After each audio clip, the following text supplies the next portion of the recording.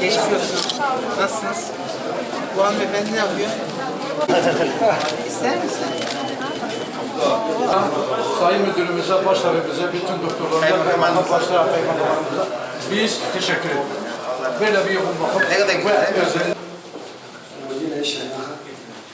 Selamünaleyküm. Sen değil mi? Allah şifa versin, geçmiş olsun. Geçmiş olsun. Oy. Ne haber? Allah. İster misin?